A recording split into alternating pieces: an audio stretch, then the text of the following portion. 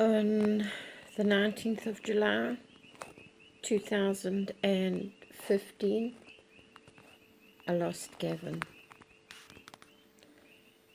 As well as Gavin, I lost my life, my world, my future. In my mind, I lost everything.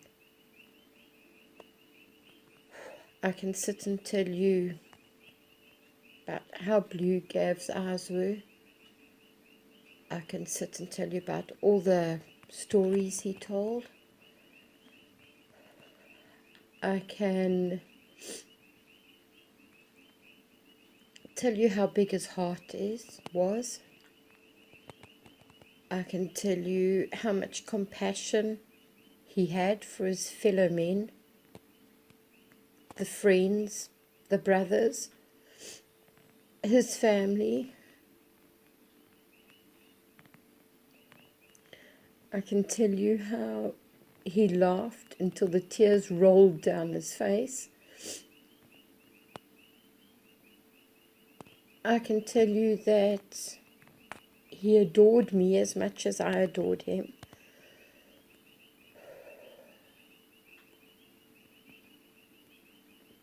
The meals he could cook, how he taught me all the names of the trees and the flowers and the stars. But on that day,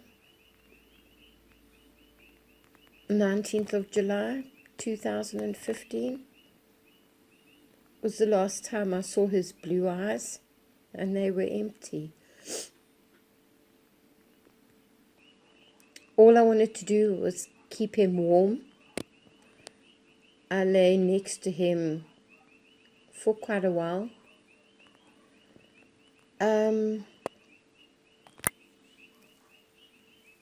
The worst was when the funeral home came. Apparently it took 5 people to hold me down, because I didn't want them to take Gavin away from me.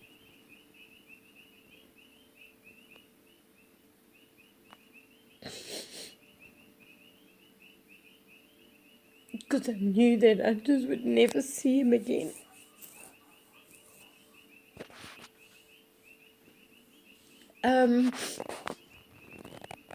The week that followed, there were so many people there. After his wake, nobody was there anymore. I don't know quite how I functioned, but I found a friend. And my new friend was vodka. I would go to work, do what I had to do, come home. And it was awful just going home and Gavin wasn't there outside waiting for me. So I'd drink until I didn't feel the hurt anymore.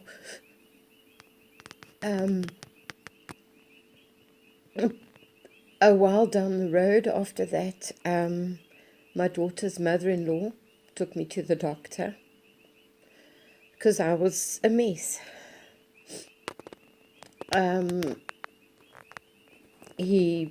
I told him what happened, and he gave me pills to sleep, pills for anxiety. He gave me happy pills,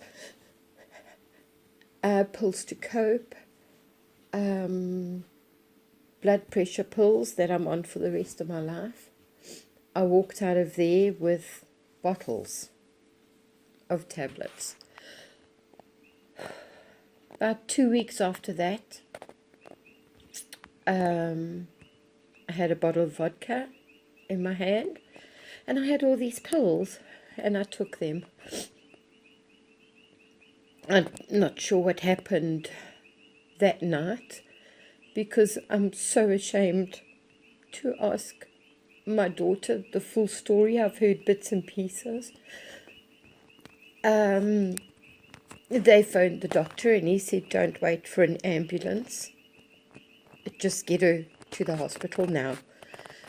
And I woke up 2 days later. I was so ashamed. to face everybody, my family, my sisters, my daughter. I hurt so many people. I don't know if it equaled the hurt that I was going through. But I hurt so many people. So then it was back to no sleeping, no eating, and no drinking.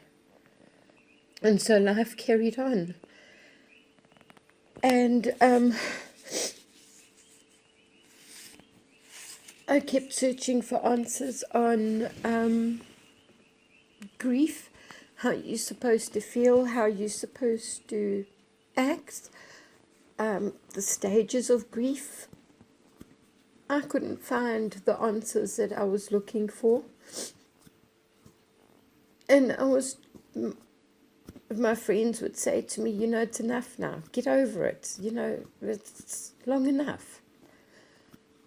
In 18 months, I lost 40 kilograms from the running and from not eating correctly. My daughter was always there.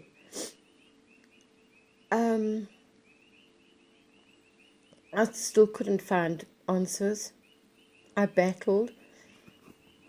And with people saying, get over it, let it go, it's time now. And how the hell do they know how you feel? Some days were awful, really, really awful. And some days I could smile and laugh and think, why am I laughing? Gavin's not here. Some days it was like this pit that I had to crawl on my hands and knees to get out of. The depression was bad. All I wanted was Gavin. And I didn't want to do what people said. Let him go. I didn't want to leave Gavin behind. I didn't want to forget him. And it took Coach to tell me that I don't have to leave him behind. I can always have him with me. And this was a week ago. And I cannot tell you how different things are. And I know it sounds stupid, maybe to others, but I feel somehow protected because Gavin is with me. It's not so dark anymore, and it's not so lonely anymore. It takes a man halfway on the other side of the world to tell me you don't have to leave him behind.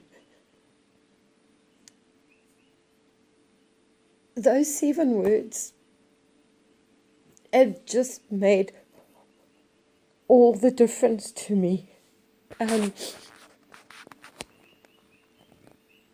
Day by day it's getting easier.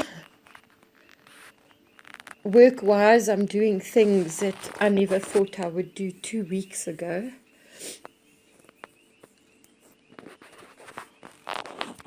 There is the odd times when I don't feel so lekker.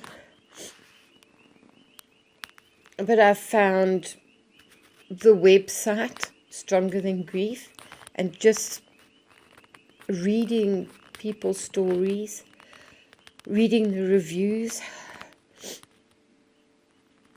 Coach has helped a hell of a lot of people. And all I can say is, man, from the bottom of my heart, I thank you so much. I really thank you so much.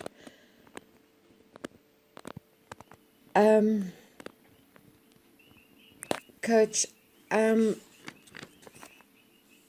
all I can say is thank you so much for listening, for making me see that there is, of course, a bright tomorrow. There is a future.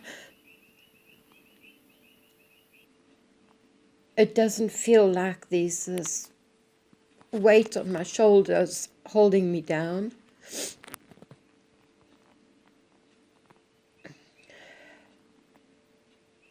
It's so much easier to just breathe, to communicate with people,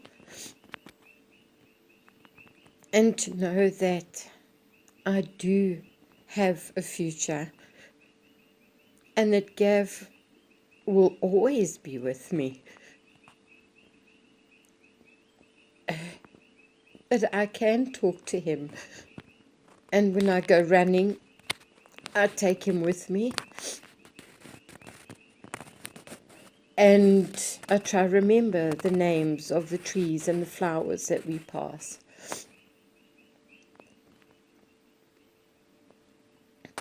Life is pretty damn awesome. It's not as scary as what it was 2 weeks ago. And I am coming out of my shell. And yes, I will get better. And I just hope that what I've said can help somebody else and help them move forward. Because there is life after death for those of us left behind. And there is a way, and there is somebody who can help you. And take the darkness away.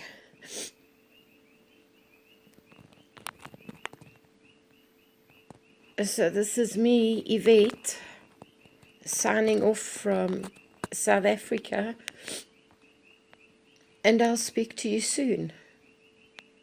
From the bottom of my heart, thank you.